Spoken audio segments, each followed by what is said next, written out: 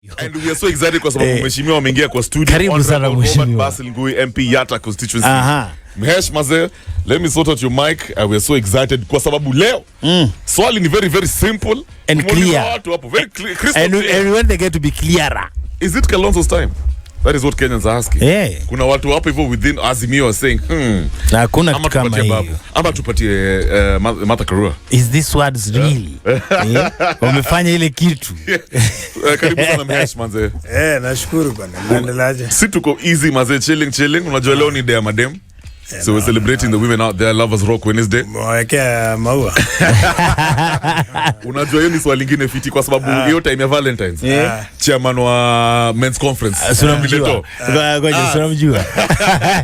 Alisema ma guys tupatie madem wote. Any woman that we meet kwa barabara tunapatia flower. Na tunamwambia sorry. Sasa mnafaa kuwa mmejipanga. Kweli sisi hapa sisi tuko na ile. Sisi tuko na ile.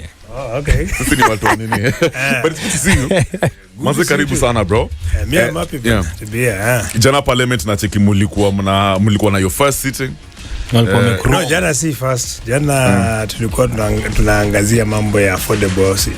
Yeah. Sasa watu walipitisha wakaamua Kenya endelee kulipa zaidi. Mimi mwenyewe nikasema hapana. Uliko pande kukataa. Kama unalipa nyumba, lazima uonyeshe nyumba iko wapi. Hata mortgage. Mtu anaanza kukatwa pesa, sasa ile unaambiwa nyumba ni pale. Ndio ile. Pale ndio unaenda kuishi, then wewe mwenyewe unajua unalipia nini. Sasa hizi unalipa nyumba na unajua unaenda kuishi wapi. Au hujaonyeshwa nyumba. Tena kuna mtu karibu kuretire na bado anaambiwa alipe. Lakini when it came to human kuvote maze, MPs from the opposition hawaku turn up. There were no numbers in parliament. Unajua ni swali mzuri. Unajua wakati kama huo kuna jamaa labda amesosi bana. Sasa ile kuna pigo. Kwa hivyo Mhesh, ni ukweli history ya kusosi wangena happen. Tukubali juu. Tulikuja na mjamaa hapa tunamwambia na hii mambo ya kukula pale ati hapana. Ukisikia mtu akisema hivyo sijui nikamwambia, lakini kuna wengi wanakuja hapa na wanasema ni ukweli. Sasa pale happen. Mwananchi anafaa angalia yule jamaa nilimpigia kweli anasimama na mimi. Ana misimamo zake. Sababu ni kitu ya maana sana. Unajua sasa hii unakatwa pesa. Na sasa ile unakatwa pesa haujui nyumba iko wapi. Cha pili wanatoa pesa pia kwa budget. Na hiyo pesa ya budget ni ushuru wako. Si umechangia ushuru. Kwa hiyo ni pesa yangu inajenga nyumba yangu. Sasa no, hiyo ni mara mbili kwa sababu ushakatwa kwa mshahara na umekatwa kwa ushuru kupitia national budget. So wanatumia hizo njia mbili kufadhili ule mradi. Sasa hiyo inaendelea, uonyeshe nyumba iko wapi. Ile nyumba ikikamilika unauziwa kama milioni 2, milioni 3. Sasa mtu wa kawaida, surely mtu wa boda, mama mboga ambaye ndiye amejenga hii serikali. Sasa unajiuliza swali, hapa tayari umefadhili ule mradi, umeisha, nyumba hujaonyeshwa, then unakuja kuuziwa nyumba. Tena wanasema kama unachelewa kulipa ile pesa wanakupenalize. Lakini Mhesh, nilikuwa nacheki Mr. President akiwa pale kwa ile retreat in Naivasha, alikuwa anasema you know what, hao watu opposition wanapiga tu hizi za wana oppose mambo ya housing levy, they're not really opposing it, wana address tu watu wao. No, you're just trying to please a few people, but Wakenya wanataka kulipa housing levy. Wakenya walimpatia, alisema Wakenya walimpatia. Ile kitu rais haelewi. Kuna Wakenya ambao ni wazalendo. Mimi ni mzalendo. Mimi sijali kama niko pande ya Azimio ama pande ya UD. Hizi mambo ya you're an independent candidate. Kenya ambaye anajali wa Kenya. So mimi nazungumza kama mzalendo. Na kitu ukiona ni kitu mbaya, kama mambo ya kuwa na nyumba ambao ni ya bei nafuu, ni kitu si kitu mbaya. Ila utaratibu ambao unatumiwa ndio mimi sikubaliani nao. Yes. Kama ni nyumba ambao unataka kunijengea bei nafuu, nijengee nyumba.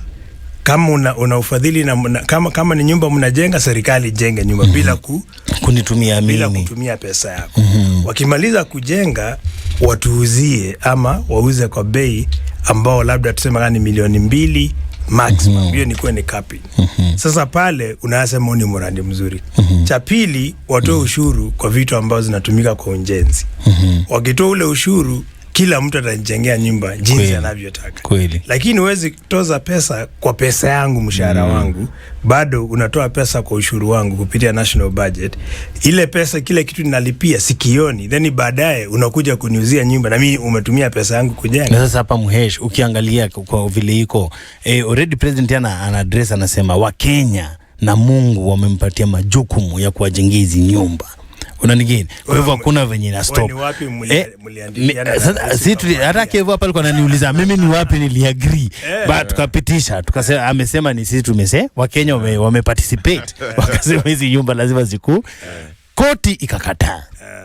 Ushuru kiendelea bado kukatwa. Sasa ndio hiyo zile imepitishwa. Sasa itakuwa sheria. So kwa hivyo hii story tunaongea ni story ya jaba. Ni tukasirike tu hapa alafu ni vizuri kuongea ukweli. Kama Raila tunaweza fanya nini? Wakenya walitaka nyumba ya bei nafuu. Anafaa tuambie Wakenya mtu aingie kwa ile consent. Wewe mwenyewe uletewe karatasi. Uambiwe sasa serikali inataka kukujengea nyumba ama inataka kujenga nyumba za bei nafuu. Na watakuwa na kukata pesa na wanatoa pesa kwa ushuru wako na baadaye wakuuzie nyumba. Unakubali pale uambiwe lete ufanye nini? Uidhinishe, weke sahihi. Ndio atama pale kweli mweshi. Hapo atakuwa na sababu la kusema kwamba wewe mwenyewe ulishiriki ama ulikubali. Lakini huwezi kutana na watu 10 kwa nyumba fulani nasema ni public participation. Kaunti mzima huko na watu chini ya watu 100.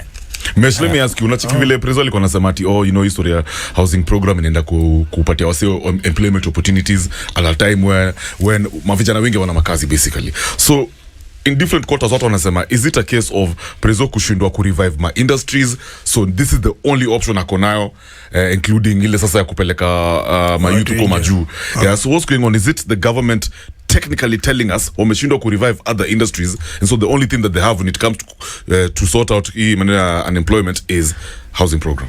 Unajua kama if you're talking of job creation, there are so many ways of creating jobs. You can't say that through affordable housing that's the only way you are going to create jobs. Saizi if you go to other countries which are progressive, unapata wanachimba ama they construct dams or they invest in production. So I could give an example. Let's say you put a proper dam, then you get water like let's say for example Thwake Dam ile walianzisha pande ya Makueni. If you construct such a dam and then you get water the one flowing all the way to Indian Ocean to that dam, and then you engage our border people or even our community, I'm talking of people in border or anyone interested, and you link them with the millers. Millers today, they're importing whatever they're using, let's say maize, etc. from Tanzania and other countries. Then you tell them now, we have sustainable water supply. Can you get into contract with my people? Contract in terms like if you are willing to farm for these millers, all your expenses are catered for. Talking of medical insurance, education for your kids, and there will be also remuneration, the one you get. That would be an easy way of generating jobs. You also lower cost of investment. Today, electricity is very high. So no investor will come to Kenya when the cost of doing business is very expensive. And that's why we say lower taxes. If you reduce taxes, you create an incentive even for investors to come and put businesses here. Exactly. We have seen other countries doing the same. So you can't talk of prioritizing on affordable housing. It's the only way to create jobs. And remember, in many countries, the work of constructing houses is done by private sectors and circles, not a government main project. So let's be honest to ourselves. I mean, we are in a 21st century. People are exposed. People have traveled. We know what other countries are doing. So we can't just be trying to say this is the only way we are creating jobs. Alafu mwesh, that's the other story about the elephant projects. Unapata the other regimes zilikuwa pia na project zao wakajaribu kuzijenga. The next regime kuingia ikaachilia hizo si muhimu kama hizi tumeanza. No, there are a lot of people wanashangaa what to make this one different. Hii project wataianzisha ikifika miaka 10 president ametoka ule anaingia next, hiyo story hata iko kwa maendeleo yake, ameachana na hizo project, ameanza tena project zingine. Hiyo pesa ya raia, how can it be covered and recovered? Ile inafanya kama let's say a new regime comes in, if a project was not done in an inclusive way, inafanya ule rais anakuja anaidrop. Ukienda nchi kama United States kuna Democrats na Republican. Kitu kama Republican, they had a certain agenda, they do it for the country. If Democrats comes in, they continue some of the projects which were within the national agendas. If you come to our country, sometimes you find it's a unilateral decision. Kama ni rais anasema hii ndio nataka, na yeye mwenyewe hajahusisha watu vizuri, ule mwenye anakuja anaona hapana, hii ni let me ask you on that point. Umesema national agenda, what happened to Vision 2030? I thought hiyo ndio ilikuwa our guiding principle tukitaka kuachieve hizo vitu zote zenye Kibaki alilay foundation. You know, I'm just bouncing off your point here, Badman. Yes. History, I've never heard anyone talking about, you know, Vision 2030 in any quarter. You see, hawa watu wote ambao wako serikali saizi, they were part and parcel of Vision 2030. And unfortunately, sahi unapata kuna personal interest. Mtu anaangalia anaona hapana, hii ni kichapa, hii ndio inanipea chapa. Sasa inaweza kuanga ndio driving force. Instead of kuangalia, if you talk of Vision 2030, what was the processes which led to the establishment of such a vision? Exactly. So, and that is the point at which if you are head of state, you focus on that. Unasema hii ndio ilikuwa vision ambao tulikalia chini na kulikuwa na process. Ni kama sasa hii dunia tunaongea SDGs ambazo pia zinaishia 2030. So whatever we are doing, we need to hang to that. Of course, if you ask them, tell you we are doing that because the right to housing is part of the SDGs. Absolutely. But the way it is done, the model at which such a program is done, that's why we have a problem. We see the government wako huko hivyo, executive wako Naivasha for a retreat, wana try to assess the audit their progress, wanaona kama wanaweza re-strategize some things. How can you assess performance ya serikali to this day so far? I think if I were to give them a score, nitawapea kitu kama C. The reason being, kuna zile vitu wamepatia kama ICT, they have done well, because you see we are in what we call exponential age, wakati wa digitali, and the digital, the laying fibers they are doing across the country, that's a good move, and I fully support that, because the more you connect your people with internet, then you are bringing them close to globalization. Because dunia yote saizi ni mitandao. Hata simu, kila kitu, if you want information, immediately you are there. So that is something nice. There is a lot of work being done through e-commerce. You can do a lot through mtandao, biashara zako, mtu anauza nyanya ambazo ziko pande fulani, anaweka kwa mtandao, mtu ako mbali anaziona. If you want to ask for a border ride, you can do food, you know, all these things. So that is a good initiative. And instead of being all over, or you know, that because the government today is like all over, the government should actually focus in very few specific items. Kama your ICT, I fully support them. Lakini hizi vitu zingine mtu anakuja kama hiyo, I mean, affordable housing, as I've said, is not a bad idea, but the model being used is where we have a problem. Na sasa hapa mali our president anasema amewatafutia watu vijana kazi na vijana wataki kuenda. You had him ni jana mani juzi alikuwa na bonga anasema already sahi kazi ziko but vijana wajiandikishi. Actually also let me rephrase, alizushia ma MPs legislators wa Kenya Kwanza huko kwa retreat, alikuwa anasema makazi ziko but you guys are not, you're not engage watu wenyu online kitu na vijana. How is it that only 500 youth ndo wameapply for hizo kazi za nursing na kulikuwa na 2500 opportunities? So the president alikuwa anagombanisha ma MPs huko hivyo saying mumekalia kitu na agenda ilikuwa ya kutafutia mavijana kazi. So kuna watu walikuwa wanasema, you know, the team around the presidency ndo wana let down Prezo. Kuna watu kuuliza swali moja kabla tujaendelea na hiyo story ya Jobo. Unataka kuniambia Kenya tuko na surplus? Swali atenda. Wow. Enda dispensary zetu. Hata kuna hazina madawa. Manasi hakuna. So we already have a shortage. Kile tumekosa kama inji, uchumi umeshindwa kuajiri watu wake. So you can't say we have surplus. Number 2, tunajaribu sasa, wanasema hiyo affordable housing, wanajaribu kutengeneza nyumba. Nani atakuja kuishi kwa hizi nyumba kama tayari unatoa watu wako waende wakatengeneze uchumi wa nchi nyingine? The moment you leave your country, uko unaenda una spend, utatafuta mahali pa kuishi, utakuwa utapeleka watoto shule. So you find you are building economy of another country. So instead of thinking how can I create jobs right here in Kenya, history ya kusema sijui peleka watu nje, people think is the best way. I don't think is the best way, because hatuna surplus. We already have shortages. Enda hospital utapata daktari ni mmoja in a whole hospital, anaitwa kona zote, usiku amelala. Unahitaji sasa hiyo usaidizi, jamaa amedoze, sasa atakusaidiaje? Or you go to the dispensaries, all of them they have shortages of medicine or medical personnel, from nursing, from nurses, medical doctors, radiologists, all those people. They are Was the lucky. president desperate to get jobs for Kenyans? You see, Ama so ni I advice don't ile know. alipewa. It's not about advice. I think sometimes we lack knowledge. Unajua kama mimi, if I was the president of this country, I'm lucky to have worked in so many countries myself.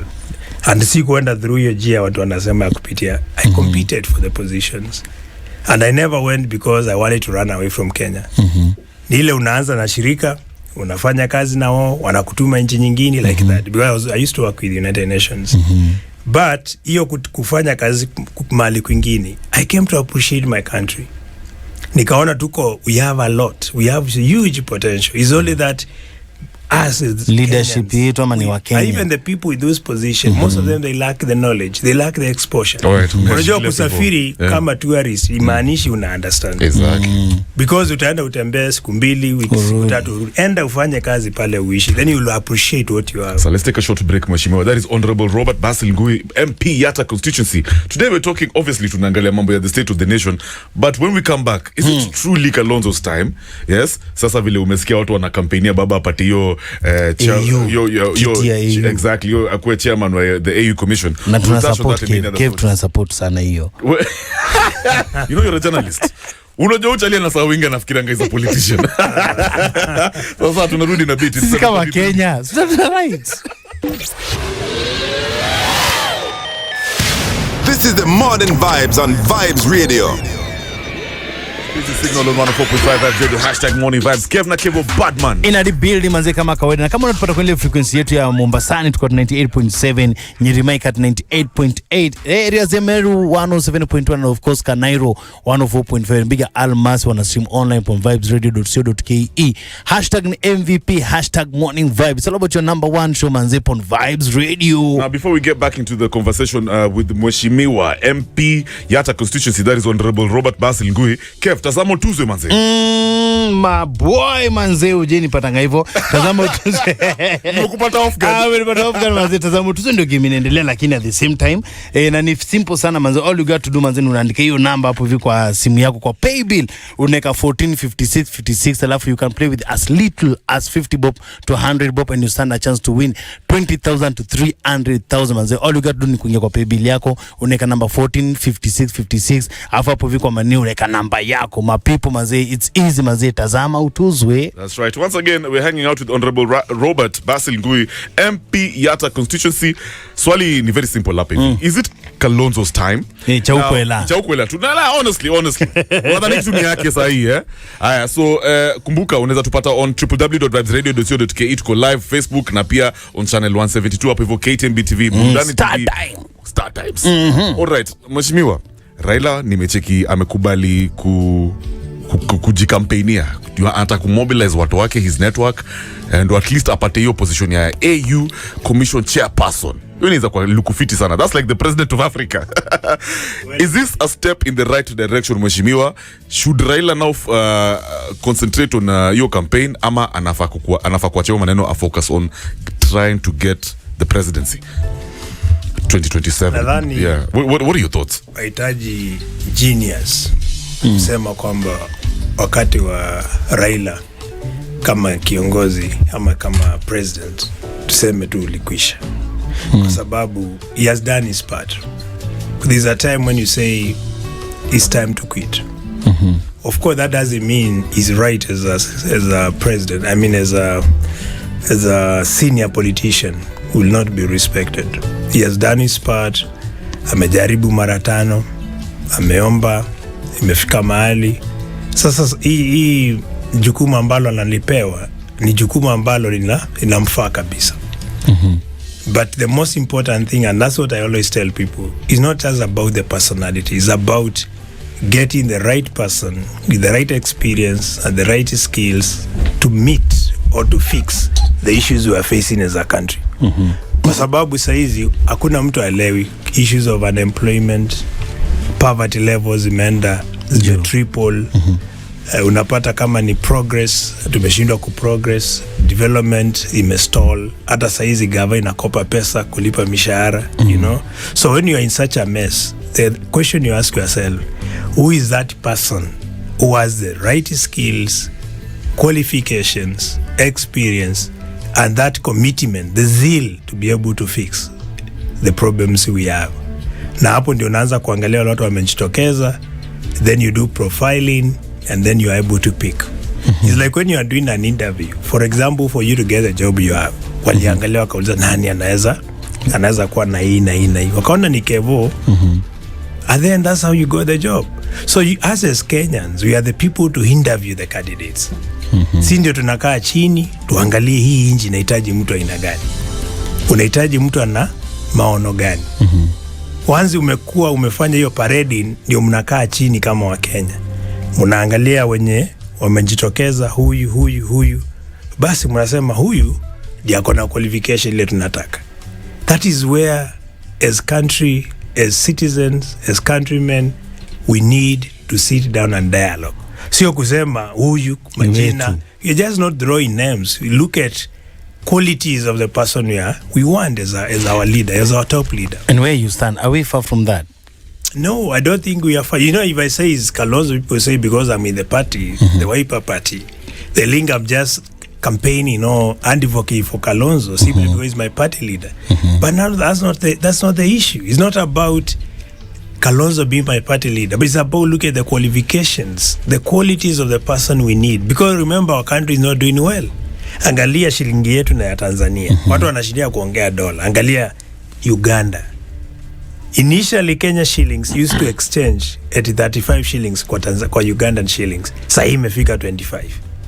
Kitambo, hivi karibuni tu 2022, Kenya shillings ilikuwa ina exchange na Tanzania kwa 22 shillings. Sasa ni 15.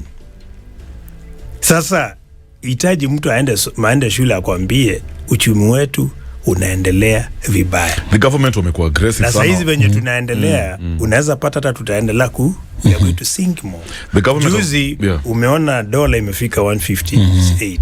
Ikateremuka kuja 140. Sasa imekuja 154. Ushaona performance ina hiyo lini? That tells you how unstable our shilling is. In any economics, hata mtu amesomea econometrics ama amesomea nini, atakwambia iwezekani shilingi inacheza na 10 shillings juu, 10 shillings chini. Hiyo ni mchezo bana. Kwa kama the people who deal with huge ama voluminous imports, umenunua vitu let's say worth billions of shillings, umezinunua exchange ikiwa 140, sasa ile unazifikisha iko 154. Hiyo ni hasara aina gani kwa huyo mtu? So ukiangalia vile the president alikuwa anaongea fiti about Raila, ama niseme to the government officials wanasema, you know, Raila deserves this thing. Musalia Mudavadi is out there campaigning for Raila apate hii position. Kuna watu wanasema that because of that Raila akapata hii job, it will be an easy ride for Ruto come 2027. Wanasema opposition ni kama hii kitu inaenda kudivide principles there. You know, the people who are thinking hapa hivi sasa, you know, Kalonzo wants this thing, mara usijinoja watu kwa ground Kenyans talk. What does this mean for opposition moving forward? What can they do different to at least wapate hii kitu 2027? Now that Raila hatakuwa na engage with local politics. Ile nimesema, I don't think there is any gap. The moment Raila exits from, moves to another country, to Addis Ababa, where will be now the chair for African Union, hakutakuwa na mwanya. Because we have able Kenyans who can step in and fill the gap. Na ndio pale ukiangalia kwa Azimio, as I told you, we look at qualities. Mkifanya hii kama for example kama unataka chapati, lazima utumie ngano. Uwezi taka chapati na unatumia unga wa ugali, uwezi pata chapati yako. So if you want a Kenya that is progressive, mahali vijana wanapata ajira, wa mahali kama ni vitu kama biashara zinaendelea vizuri, mambo kama mambo ya barabara zinajengwa bila kuangalia ati rais ametoka pande hii ndio mnapeleka vitu zote pande hiyo, mahali kutakuwa na usawa in service delivery, then you now look at the candidate, the people we have, because Kenya we have able citizens. That is where mara nyingi unapata Kalonzo inamwangukia because he seems to have those qualities. Yeah. But you see, as I say, if I speak as a Kamba person, people have start putting those tribal lens. Yeah, mtu wetu. Huyu jamaa ni Mkamba. Okay, without mentioning names. But at the same time, What you're telling us is Ruto will not have an easy walk. You know, it won't be a walk in the park for him. It is not about a walk. It's about Kenyans. Because remember, kuna watu 50 million. And those who will participate in the election, we're talking about 20 million. Kenyans, saa hizi hakuna mtu aoni mahali tupo. Unaenda na dhao kununua vitu, unatoka na umeweka kwa mifuko vitu. Pia thao imeonga kama imeenda kama dola. Tumebeba nini? Shamba hiko kwa mfuko. Unaingia supona toka hivyo. Sasa mtu mwenye anaona mahali yupo ndiye atajiuliza nani ataniokoa kwanza. Na pale ndio unauliza huyu jamaa tayari ushampea nafasi. Na kitu imemlemea. Sasa huyu utakuwa fala kumrudishe tena. Ambaye tayari amekuweka mahali upo. Muhesh. But kuna wasi wengi wanasema bado huko kambani walikuwa either ni kampeni mbaya ama ni siasa zile mbaya, uje siasa mbaya maisha mbaya tukushaambiwa. Kuna wasi wanasema baba na timu yake hiyo ni kina Kalonzo, kina Uparanya, hiyo mbugi yote wanafaa kuondokea. Na wakasema kwanza Kalonzo hizo miaka zake zote amekuwa akifanya mambo huko kambani. Ukambani ijaendelea juu yake. In fact there are people who believe Charity Ngilu alifanya maendeleo mingi sana kushinda Kalonzo, eti Kalonzo alikuwa mbele yake. Unaona? Na wakasema hadi ndio ilileta uhasama imekuwa kati ya Kalonzo na Charity Ngilu. Kuna ka ukweli hapo. Juu sasa kama mtaani hukuweza kumaliza baba yo inchi. Kuna vitu nyingi watu wanakosa kuelewa. Unafaa ujiulize ule mtu unamkombea na mwingine ulikuwa nafasi gani ya uongozi. For example, ukiwa governor, uko na pesa ambao it's at your disposal to deliver services. Sasa pale ukikosa kufanya kazi, people have a reason to pinpoint at you and say ulikuwa na hicha pa ulifanyia kazi na ukufanyisha. If you ask yourself what position did Kalonzo hold in government, alikuwa he was a minister, foreign affairs minister. At that portfolio, what did he do? He did a lot. Diplomacy issues, marketing the country, you know, he did his part. And if you move now from there, ametoka foreign affairs, ameenda kuwa when he was the vice president wa Kibaki. That's the only time when Kenya registered a serious scorecard on the economics. GDP ikakuwa almost double. Our currency ikakuwa strongest ever. Development super high mkaanza kuziona. And then someone claims the guy did not do anything. You need to ask which mtu alikuwa ameshikilia nafasi gani ya uongozi. Because you could be, let's say ni kama wewe ni dereva, mwingine ni makanga. Mrani mwanavilo angalia umeweka si kimtaa, si mali ametoka ati ndio anaangalia. Yeye alikuwa anaangalia vitu kiinchi. Si unaangalia, you know there is that problem. And I think people need to get shed off those tribal lens. Because inchi ya Kenya ni moja. Huwezi sema ati unakuwa na serve hii area na unaacha nyingine. If you don't want that area to deliver services there, then you need to drop that particular part uipe kwa nchi nyingine. Fair enough. Mheshimiwa, will Azimio stay intact until 2027? Ama kuna discontent? You see, as I've said, I don't think there is any issue which will make the coalition to disintegrate. And in any case, if there will be any disintegration, it will be selfish interest za mtu amue mimi nimejitoa na huwezi zuia hiyo. Lakini kwa saizi we don't foresee a situation whereby the coalition will disintegrate, but we see a very formidable union that is going to rescue this country, because as I've said, we are in a situation whereby we need a very shift and committed coalition that will be able to deliver our country from where we are to the next level, because yale mambo sahi yanaumiza Kenya they are so huge na hata inafanya tunadharauiwa bana. Sahi ukienda TZ wakisikia ni Mkenya wanakudharau bana. Hata walindika ngoma juu yetu mimi nilisikia ati mama anasema ati majirani zetu bana wana unga ya ugali na wanaongea kizungu kwa giza. Jambo ulikuwa unaenda wanakuambia nataka ile pesa yenu bana. Ilikuwa mzito. Because it was like a gold. Dola. Sasa hamna chochote bana. Hata ukienda kule ukijaribu hata kutongoza msichana na kuna pataki. Unauliza bei huku. Peleka shilingi yako huko. 0710127127 unaweza tupigia simu guys, tuko kwa MVP report. Umesikia vibe ya mheshimiwa Honorable Robert Basil Ngui is the MP Yata constituency. Kuna swali gani mazema guys when it comes to the future of Azimio, when it comes to siasa ya Kenya kwanza? Tuna lot bonga. What is your perception about government performance? Yes. Wamekubamba so far. Tupigiane simu 0710127127. Positive vibrations on the morning vibes. Oti, good morning. Oti kutoka Likoni. Kev. Mambo vipi? Wagwan Oti. Natinga gwan mi Bridget bwana. Mambo vipi? Salamia mheshimiwa hapo. Mheshimiwa Goteka. Nimesalimika sana bana. And remember, as I told you, my brother Kev. Nilimwambia the best ticket ambayo nitaondoa Ruto hapo State House ni Kalonzo na Uparanya. Unanipata? Ushasema by this some time back. Wanaambia hata jana nilipiga simu hapo kutadata nikwambia hivyo, si ndio? Na mimi naambia namuelezea mheshimiwa hivi, ile kitu wafanye vile Rao anapoondoka, wa make sure wame consolidate ile stronghold za Rao ziwe intact vile zilikuwa. Unanipata? Hiyo waki-maintain, nakwambia Kalonzo is the best candidate bwana. Hakuna Ruto kazi imemshinda tayari, mimi nakwambia. Na Kalonzo is the best candidate ambaye atamuondoa huyu jamaa. Alafu Kalonzo ni mtu yani mtu ambaye anatii Mungu bwana. Yani yule jamaa yuko safi kabisa. Nakwambia hiyo weke peleka banki hiyo itamuondoa huyu jamaa mara moja. Very fast. Yangu ni haya tu. Okola, good morning. Good morning, sir. Mko vipi wakurugenzi? Salama sana this amazing Wednesday morning, and we are joined with our special guest Honorable Robert Basil Ngui, MP Yata constituency. Talk to us, Okola. Politics is prone to something called revisionism. Like when it's not working, we call ourselves, we strategize and get ourselves back to power. Nitashinda nikisema yes, sir.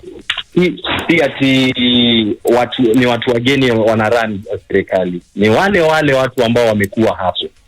Na sahi hata strategy unaona daktari ashaamua kutoa the biggest threat mwenye labda angemwangusha. So mimi najua the next government ama hii regime yenye bado iko ndio bado itarun vitu as long as wa Kenya hawatajipanga, as long as wa Kenya hawatachoka, because kuna wale watasema I'm even not voting in the next election. Exactly. And we have many people doing that. Otherwise the government performance naweza sema haiko fiti sana, because high cost of living bado inatusumbua. That's right. Vitu zenye walitu promise wagesort tuligundua ni siasa tu, propaganda. Lakini tunawaaminia sana wanaweza kuja kulainisha vitu. Sijui kama hii mambo ya the dollar coming down, hiyo price ya dola kushuka. Naweza sema ni kazi ya ndani kwa sababu really? What happens you just receive an amount at 160 exchange rate, then the following day ile pesa yenye umereceive unapata like value yake already shashuka, and we are celebrating. Right. Kofiti kweli. Hey, that's interesting. So you're saying this thing is an inside job, wanna manipulate to the forex? There is a great possibility that kama watu wenye walikuwa na call the shots, mtu ametengeneza something more than 5 million, more than 5 billion exactly. with that exchange rate. So you just watch hapa mbele utapata tena vitu zinarudi vile zilikuwa. Wow. Kenya tunarudi tunadaiwa, ndio tumepewa pesa ya kumaliza mambo na Eurobond na nini, then you realize that the exchange rate is not exchanging for you. For a few individuals.